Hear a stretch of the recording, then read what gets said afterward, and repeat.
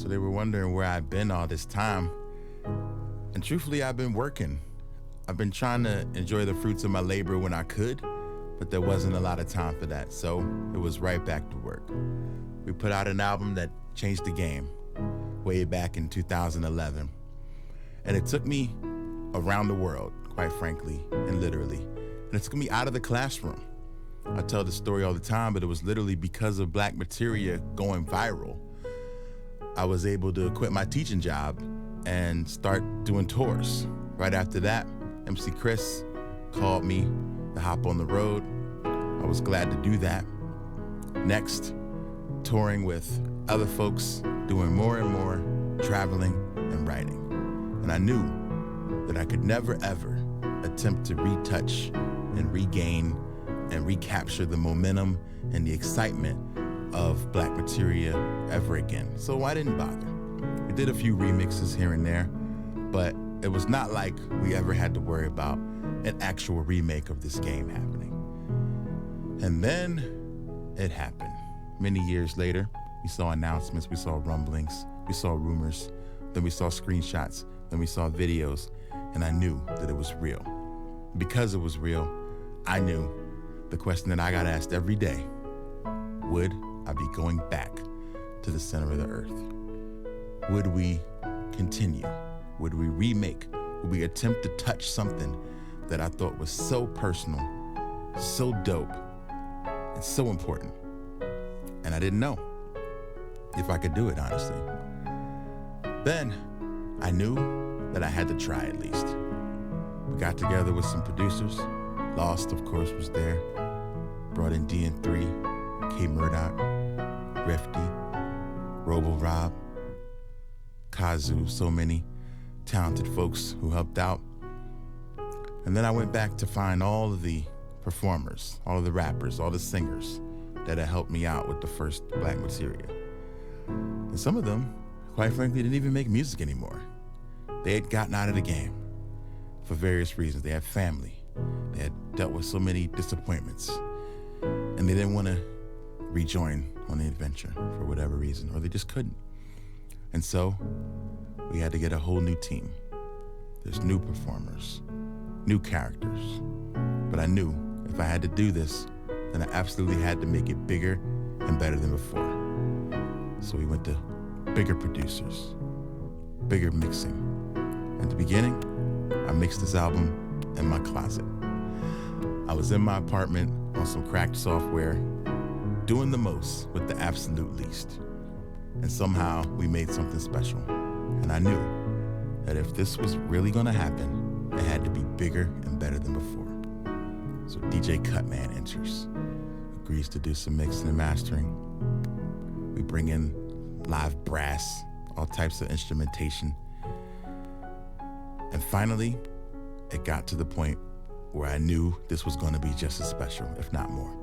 And then we're hit with a pandemic. I'm at a point now where can't get into the studio, can't do anything, but yet the release date creeping up. One thing that's very important to me is dates. So I wanted this to come out on the date, the anniversary of the original release. Wasn't able to do that.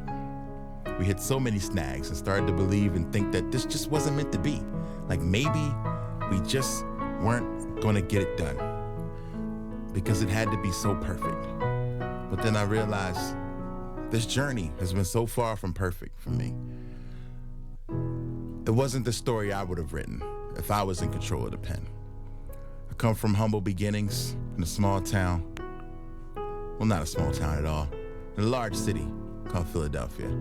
But in our part of town, uptown, it felt like a small town because everybody knew each other and nobody really made it out. We didn't see any success in music like we saw in other parts of Philadelphia. So once I finally decided to do it, I had to do it my way. And I'm very excited, very happy about the way it turned out. But it wasn't perfect. There was no crystal stair, as Langston Hughes put it. So I knew that this journey couldn't be perfect just because of the way I had been built and the people who made this have been built.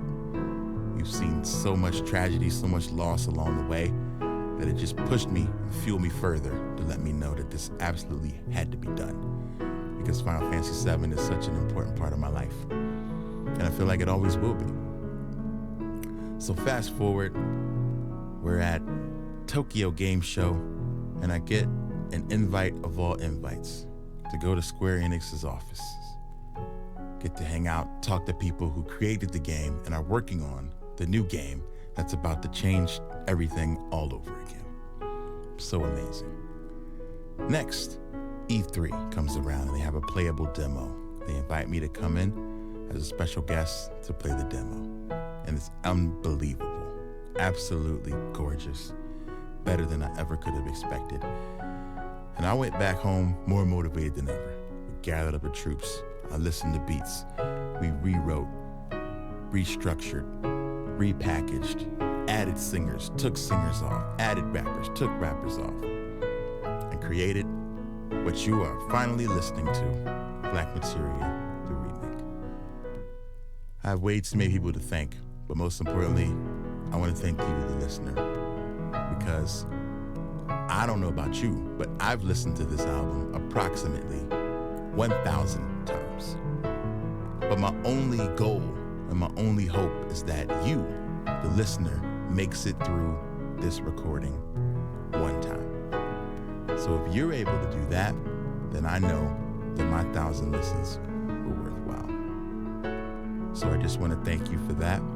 Continue to spread the word. And until that moment comes again when we are summoned from the ground like a beast, stay safe, stay blessed, stay awesome, and keep on chasing what's important to you. So I know I will. Haven't found it yet. I don't even know if I'll know it when I find it. But that's just the carrot in front of me that keeps me going. And I wouldn't have it any other way. So this is Mega Ran.